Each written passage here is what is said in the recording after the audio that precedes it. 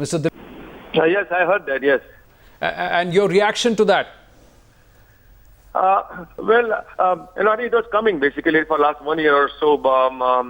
I think he was just waiting for the opportunity, possibly, and 200 is a great milestone, and so I'm sure, that time he has chosen. You believe he has taken the decision on his own, or he's been nudged or pushed into taking this decision? Well, I don't know. You have to ask him that question. I don't know. But what do you see? Do you think it's going to impact Indian cricket, or we are in a position where we can, admire and salute the contribution he's made, but the boys are ready to move on? Now, of course, the boys are ready to move on, definitely. But the thing is that he's been the greatest Indian cricketer we had. And if you see the last 2 decades or so, I think he's been outstanding, to say the least, actually. And he'll be sorely missed. Of course, he's the greatest cricketer, as I said before. And in all formats of the game, I think he's dominated, in the last 2 decades. Those will be big boots to fill, isn't it? But do you think there will be a talent that could come somewhere close or measure up to the, ability of Sachin Tendulkar?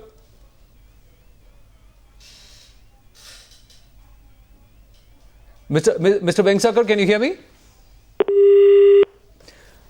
I think we have lost Mr. Dilip Vengsarkar there. We'll go back to Atul Vasan.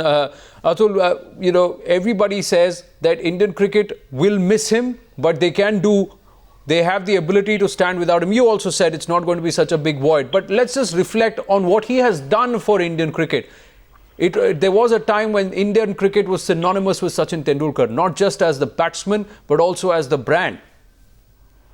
Yeah, that is, he was the first guys to be actually getting the endorsements. I still remember the tour of New Zealand when this company, bat company, for the first time, paid somebody to actually put a sticker on the bat. So he was the first guy to start it.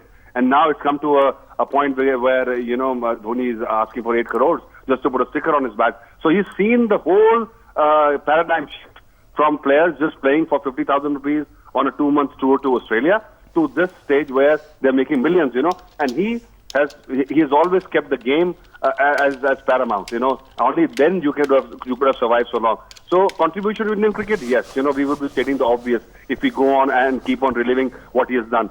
At this time, I think we should realize that the kind of legacy he has left and the kind of impact he has had on the current team. And, and in the high esteem, the players in the current team, the youngsters who have played with him. And once you start playing with somebody, probably, your importance, your aura diminishes because you start treating him as an equal. But it's never happened because there is just him being in the dressing room has added to Indian cricket team's achievements. I'm going to come back. We will celebrate the man, the batsman, the legend that is Sachin Tendulkar. But the way this whole has come about, the build-up over the last 15 days, it also leaves a lot of questions that need to be answered, isn't it, Atul? First, the reports came that the chairman of selectors has had a word. That was rubbish. Then there was a call that a senior BCCI official will give him the nudge.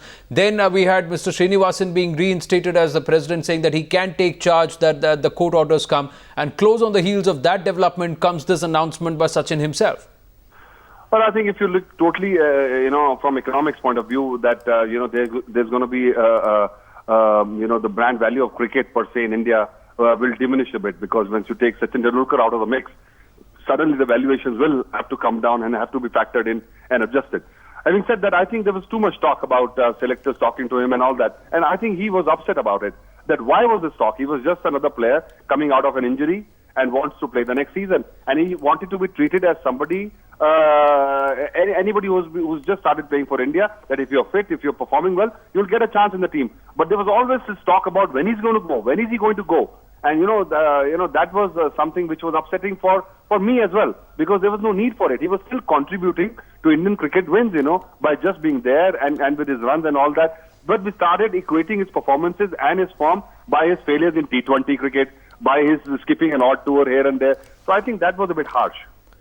Was that harsh, or was there also some voice which said that perhaps too much of a special leeway was being allowed to the master batsman? And that voice was gathering ground and gathering, volume.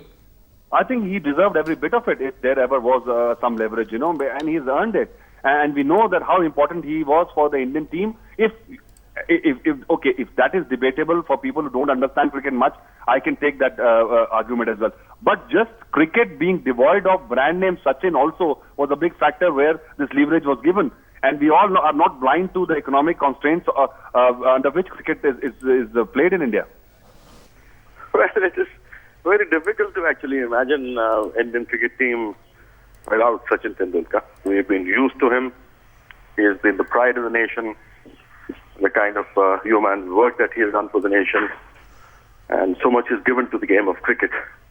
So I think, in a way, everybody has to go, but then one really just can't think and imagine of an Indian cricket team without Tendulkar.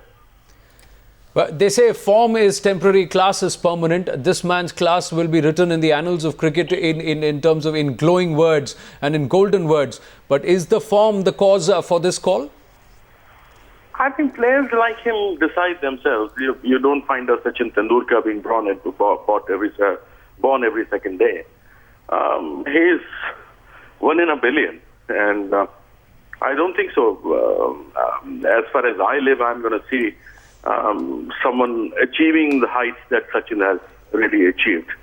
And I wish him all the best. And all I can simply say is that he's an icon. He's a living legend. And he has been an example of many.